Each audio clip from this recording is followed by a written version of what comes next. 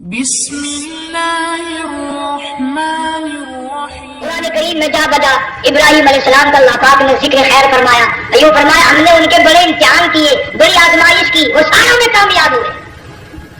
تم ہر وقت اللہ سے یہ دعا کیا کرو اللہ ہمیں امتحان میں نہ ڈالے، آزمائش میں نہ ڈالے، ہم امتحان کے قابل نہیں۔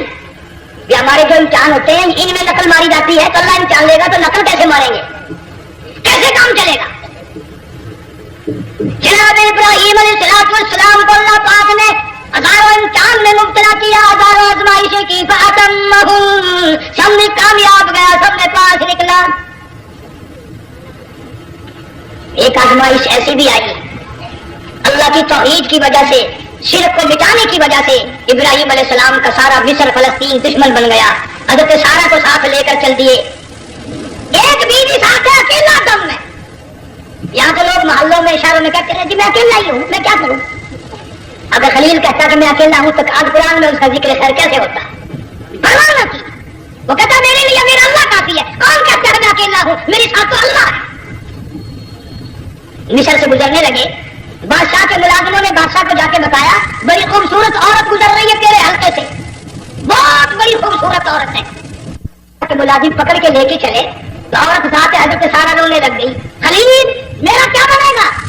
پیغمبر کو اللہ کی ذات پر بڑا یقین ہوتا، فرمایا پرواہ نہ کر، میری آبرو میرے مولا کی آبرو ہے، چلے جا چلی جا، میری عزت کی حفاظت میرا اللہ کرے گا۔ فَاللَّهُ خَيْرٌ حَافِظًا وَهُوَ أَرْحَمُ الرَّاحِمِينَ۔ پرواہ نہ کر، میں اس کا پیغمبر ہوں، نبی ہوں، سیخا میں جلا اس کے لیے، سارے دکھ اٹھاتا ہوں اس کے لیے، میری عزت کی حفاظت وہی کرے گا۔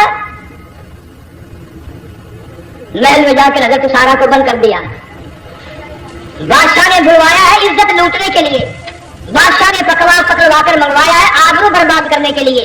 بادشاہ کا ارادہ ہے سارا کی عزت کو برباد کرنے کا، اور اللہ کا پروگرام ہے سارا ادھر آ، اس محل میں ایک معصوم بچی ہے جس کا نام ہاجرہ ہے، میں اس کو اتنا پسند کرتا ہوں، اللہ فرماتے ہیں اس کے پیٹ سے اسماعیل ذبیح اللہ کو پیدا کرنا چاہتا ہوں، اس کی نسل سے حبیب اللہ کو لانا چاہتا ہوں۔ آج تک کسی کی انگلی اس کی طرف نہیں اٹھی، سارا محل میں آؤ، اس کو آ کر ساتھ لے جاؤ تاکہ میرے ذبیح اللہ کی پیدائش کا معاملہ بن جائے۔ بادشاہ کا ارادہ ہے آبرو برباد کرنے کا، اللہ کا ارادہ ہاجرہ کی آبرو بچانے کا۔ فرمایا وَيَمْكُرُونَ وَيَمْكُرُ اللَّهُ وَاللَّهُ خَيْرُ الْمَاكِرِينَ۔ اس نے بھی تدبیر بنائی، میں خدا نے بھی تدبیر بنائی۔ بادشاہ آیا حضرت سارا کے قریب برائی کا ارادہ کر کے، مفسرین نے لکھا ہے حضرت سارا نے فرمایا مجھے 2 رکعت نماز پڑھنے دے۔ یہاں سے پتہ چلا کوئی پاک دامن عورت، کوئی نیک بیٹی اگر غنڈوں میں بدماشوں میں پھنس جائے، عزت بچانے کا طریقہ یہ ہے وضو کر کے اللہ کے سامنے نیت دو بار تیری عزت کے لیے وہ فرشتے بھیجے گا۔ علماء کرام نے لکھا ہے کہ ایک جہاز سمندر میں چل رہا ہے، طوفان آیا، جہاز تختہ تختہ ہو گیا، کچھ لوگ غرق ہو گئے، ڈوب گئے، کچھ تختوں پہ بہ کر کے چلنے لگے۔ ایک عورت گود میں بچہ ہے، ایک حبشی نوجوان دوسرے تختے پہ بیٹھا ہوا جاتا ہے، اس نے عورت اکیلی دیکھ کر اپنا تختہ چھوڑ دیا اور بدماشی کے ارادے سے عورت کے تختے پہ آ بیٹھا۔ تم جنگوالے سوچ رہے ہوگے کہ ڈوبتے وقت بھی باز نہ آئے، یہ سیلاب آتے ہیں لوگ بدماشیوں سے باز آئے؟ ڈوب گئے مگر باز نہ آئے، بغیر لوگ کرتے ہی رہے۔ علماء کرام نے لکھا حبشی نوجوان نے عورت کا بچہ چھینا، سمندر میں پھینک دیا۔ عورت روئی اور کہنے لگی میرے اللہ بہتی رہتی ہوں، عزت جاتی ہے، حرکت کرتی ہوں، ڈوب جاؤں گی۔ میں نے سنا ہے سمندر کی گہرائیوں سے تو نے یونس علیہ السلام کی سنی تھی، میں تو پانی کے اوپر بہ رہی ہوں، مولا میری آبرو بچا، میرا ایمان بچا، میری عزت بچا، تیرے سوا میری سننے والا کوئی نہیں، لا الہ الا انت سبحانک انی کنت من الظالمین۔ علماء نے لکھا ہے کہ ایک گردن سی نمودار ہوئی پانی میں سے اور حبشی نوجوان کو ایک ہی لقمہ بنا کر لے گئی۔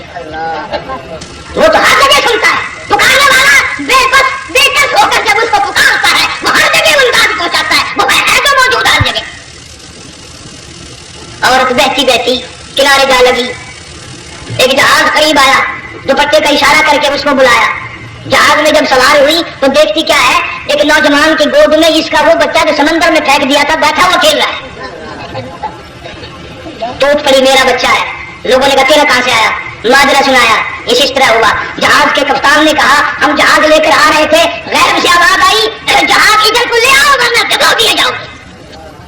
ہم جب جہاز وہاں لے کر پہنچے تو دیکھتے کیا ہے کہ ایک جانور کی پیٹھ پہ یہ بچہ بیٹھا ہوا کھیل رہا تھا. عزت بھی بچی, ایمان بھی بچا, بچہ بھی بچا, اور کوئی بچانے کے لیے تدبیر کرے جبھی نا. حضرت سارا نے نماز پڑھ کر بد دعا کر دی. بادشاہ کے سارے بدن میں درد ہونے لگا.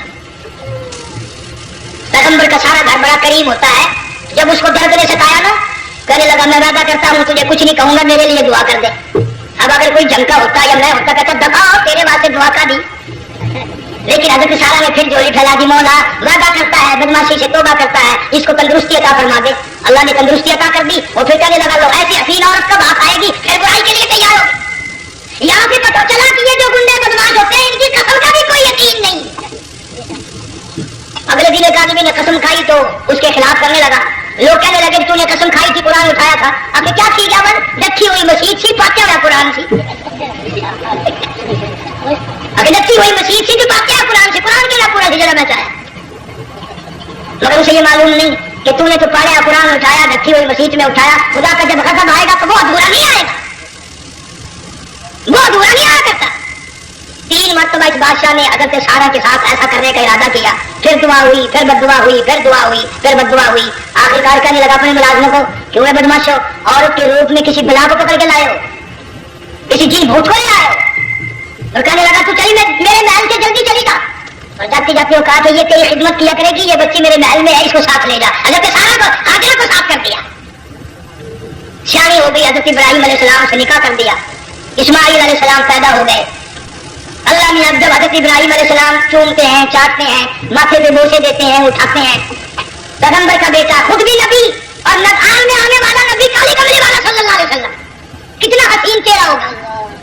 اللہ میاں نے پھر آزما لیا. حکم دیا کہ اس حاجرہ کو اور اسماعیل کو, دونوں ماں بیٹوں کو وہاں چھوڑ کے آ جہاں سینکڑوں میل میں پانی کوئی نہیں, آدمی کوئی نہیں, رستہ کوئی نہیں, گھاس کوئی نہیں, پتا کوئی نہیں. جہاں بیت اللہ ہے یہاں کے بارے میں حکم دیا, چھوڑ دیا. اور اگر آپ کو نیند نہیں آئی تو مزہ آئے گا. اللہ نے یہ فرما دیا, بتانا نہیں ہے کہ میں نے حکم دیا ہے. خدا حافظ نبی نہیں کہتا اپنی بیوی کو. آج لوگ ہر بات میں کہہ دیتے ہیں ہمارے پیروں کو پتا کل کو کیا ہوگا, ہمارے فقیروں کو پتا ہے پرسوں کیا ہوگا. اور بڑی مدت کی بات ہے, یہی موسم تھا, چماسا گرمی تھی, انارکلی لاہور سے ہم کئی ساتھی گزر رہے تھے. فٹ پاتھ سے بیٹھا ایک ملنگ, چاروں طرف لوگ کھڑے, بڑا مجمع. کافی دنوں کی تو بات ہو گئی. ہاتھوں کی لکیر دیکھ کر لوگوں کی تقدیر بتا رہا تھا. کسی کو کہتا تھا تجھے بڑی اونچی پوسٹ ملے گی, کسی کو کہتا تھا تیری شادی بڑی فرسٹ کلاس لیڈی سے ہوگی. وہ بابو تو کوڈا ہی ہو جاتا تھا, لیڈیوں کے بڑی مرائی لے گئے. کوئی کام نہیں, رات دن بس لیڈیوں کے پیچھے پھرنا ہے. میں نے اپنے ساتھیوں سے کہا, میں نے کہا میں بھی تقدیر پوچھتا ہوں اپنی. کہنے لگے شرارت ہو جائے گی. میں نے کہا ساری دنیا پر ہاتھ دکھا رہی ہے, کوئی شرارت نہیں, میرے ہاتھ میں شرارت ہے. 1 روپیہ لے رہا تھا, وہ میں بھی لوگوں میں گھستا بھیڑ میں سے اوپر نیچے ہی ہوتا میں بھی پہنچ گیا. اور دونوں گھٹنے میں نے زمین پہ رکھ دیا, روپیہ ہاتھ میں نے اس کا ذکر کر رہا ملنگ جی اگر اب دیکھا میری شادی ہو جائے گی کہ نہیں. اب اس کو اس نے دیکھ میری طرف کہنے لگا, اس نے سوچا کہ آپ اچھے بھلے کو نہیں ملتی پاکستان میں, اسے کون دیں گا. اچھی طرح میرا ہاتھ دیکھا بھی نہیں. جب کے کہنے لگا شادی نہیں ہونی ہے. میں کیا کھوتے تیرے باپ کے 8 بچے کھیل رہے ہیں. یوں ہی عقیدے بگڑ جاتے ہیں لوگ. ہمارے پیر کو پتا, فقیر کو پتا, کسی کو پتا نہیں ہے, کوئی نہیں جانتا.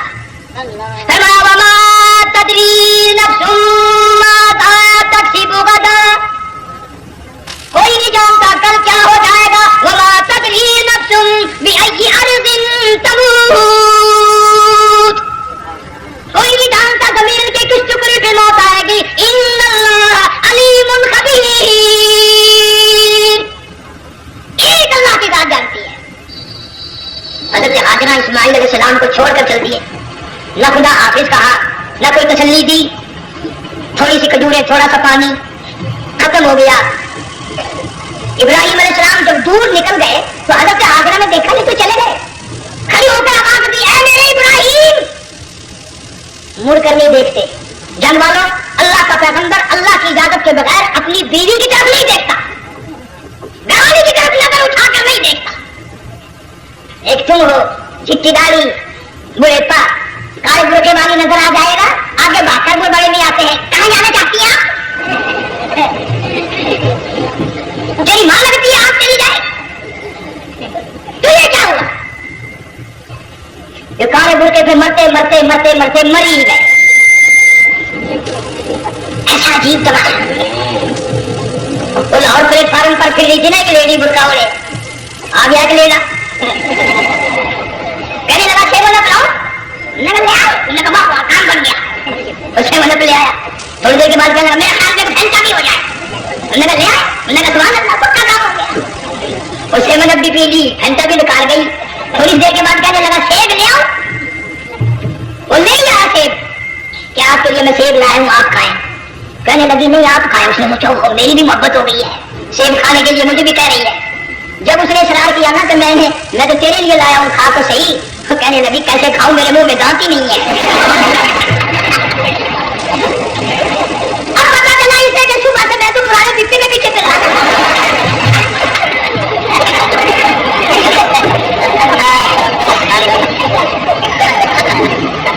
شیرپور کا دیکھا چل دی. یہاں پیغمبر اپنی گھروالی کی طرف نہیں دیکھتا. حضرت ہاجرہ نے اسماعیل علیہ السلام کو سینے سے لگایا. عرب کی قداور مائی, طاقتور مائی دوڑ لگا کر حضرت خلیل کا راستہ آ کے روک لیا اور کہنے لگی نہ جوان عورت, یہ پیارا نور نظر, یہ رخت جگر, شکل تو دیکھو, صورت تو دیکھو, ہمیں یہاں چھوڑ کے جا رہے ہو. اللہ کا پیغمبر بولتا نہیں. پتا چلا پیغمبر اللہ کی اجازت کے بغیر سانس نہیں لیتا, آنکھ کا اشارہ نہیں کرتا. حضرت ہاجرہ رونے لگ گئی, میرے خلیل, میرے ابراہیم, میرا قصور بتاؤ, میرا جرم بتاؤ, میری خطا بتاؤ, میرا گناہ بتاؤ, معافی چاہوں گی, معذرت کروں گی. اس بچے کا کیا گناہ ہے, اس میدان میں چھوڑ کے چلے ہو. بولتے نہیں ہیں, اللہ کی طرف سے بولنے کی اجازت نہیں ہے. حضرت ہاجرہ نے خود ہی قیاس لگایا, سوچتی ہیں پیغمبر تو کسی پہ ظلم نہیں کرتا. وہ کہنے لگی خلیل, کہیں اس رب کا حکم تو نہیں, کہیں اس اللہ کا یوں حکم تو نہیں. جنتے لوگوں اگر خلیل ہاں کہہ دیتا تو کیا حرج تھا, ہاں نہیں کہتا, اجازت نہیں, تاکہ ہاجرہ کے یقین ایمان کا امتحان مکمل ہو. مفسرین نے لکھا ہے حضرت ابراہیم علیہ السلام نے سر کا ہی اشارہ کیا, بس ذرا سا ہاں, پھر عورت کا ایمان دیکھ, یقین دیکھ, یہی نہ بیٹھی, دوڑ کے وہاں گئی ہے جہاں پہلے بٹھا کر آئے تھے اور کہنے لگے ابراہیم جاؤ, میں جاؤں, میرا رب جانے, پرواہ نہیں. راتیں آتی ہیں چلی جاتی ہیں, دن آتے ہیں گزر جاتے ہیں. تھوڑی سی کھجوریں تھی وہ ختم ہو گئی, پانی ختم ہو گیا, بھوک اور پیاس نے بے چین کر دیا. اسماعیل علیہ السلام کی اتنی لمبی زبان باہر نکلا. دو پتھر کھڑے کر کے اوپر ایک پتھر رکھ کر چھاؤں بنائی, اس کے نیچے لٹا دیا اور پھر چکر لگایا. کبھی صفا پہاڑی پہ چڑھتی ہے, کبھی مروا پہاڑی پہ چڑھتی ہے, کبھی اترتی ہے اور ڈھلوان میں سے بھاگ کر چلتی ہے. جب اپنا بچہ نظر نہیں آتا, سارے کہہ دو اللہ بڑا بے نیاز ہے, اللہ بڑا, سو سکو اللہ بڑا. کسی کے کام سے شام کے صدقے رد, کسی کی اداروں سے خالق صدقات رد, کسی کی چال منظور, کسی کی رفتار منظور, کسی کی ٹول منظور. اور یوں فرمایا ہاجرہ میری رحمت کی تلاش میں آج جو تو نے دوڑ لگائی ہے, یہ تیری چال ڈھال رفتار ٹول ہمیں اتنی پسند آ گئی, اتنی پسند آ گئی کہ آج کے بعد خلیل اللہ کیوں نہ ہو, ذبیح اللہ کیوں نہ ہو, کلیم اللہ کیوں نہ ہو, روح اللہ کیوں نہ ہو, حبیب اللہ کیوں نہ ہو, صحابہ کرام کیوں نہ ہو, کتب ابدال غوث کیوں نہ ہو. میری ہاجرہ مجھے اپنی کبریائی کی قسم, جب تک وہ تیری چال چل کے نہ دکھائے گی حاجی کا لانے کا حقدار نہیں ہو سکتا. تیری رفتار اسے چلنی پڑے گی. فَإِنَّ الصَّفَا وَالْمَرْوَةَ مِنْ شَعَائِرِ اللَّهِ فَمَنْ حَجَّ الْبَيْتَ أَوِ اعْتَمَرَ فَلَا جُنَاحَ عَلَيْهِ أَنْ يَطَّوَّفَ بِهِمَا وَمَنْ تَطَوَّعَ خَيْرًا فَإِنَّ اللَّهَ شَاكِرٌ عَلِيمٌ. ساتویں چکر میں آواز سی آئی, اب رو پڑی حضرت ہاجرہ, کہنے لگی میرا بچہ اگر چل بسا میں پھر کیا کروں گی. سن لی میں نے آواز. آپ کیا دیکھتی ہے, اسماعیل علیہ السلام کی نرم و نازک ایڑیاں جس زمین پر رگڑی گئی تھی وہاں سے چشمہ جاری کر دیا. حضرت حاجرہ نے پی لیا، بھوک بھی ختم ہو گئی، پیاس بھی ختم ہو گئی، بچے کو بھی پلایا۔ اللہ تعالیٰ نے خانہ کعبہ کی بنیاد ڈال دی، ایسے گھر کی بنیاد ڈالی۔ حضور صلی اللہ علیہ وسلم فرماتے ہیں 500 سال کی عبادت ایک طرف اور بیت اللہ پہ ایک نگاہ ہی ڈالنا ایک طرف۔ 500 سال کی عبادت کا وہ ثواب نہیں جو ایک نظر خانہ کعبہ پہ ڈالنے کا ثواب ہے۔ اور اللہ پاک یوں فرماتے ہیں کہ جو آنے والا حجر اسود کو بوسہ دیتا ہے، اللہ پاک یوں فرماتے ہیں میں سمجھتا ہوں میرا سجا ہاتھ پکڑ کر میرے بندے نے چوم لیا۔ جو خلاف کعبہ کو پکڑ کر مانگتا ہے، اللہ فرماتے ہیں میں یہ سمجھتا ہوں میرا دامن پکڑ کے مانگ لیا۔ جو مقام منتظر پہ لپٹ کے مانگتا ہے، اللہ فرماتے ہیں میں سمجھتا ہوں میری چوکھٹ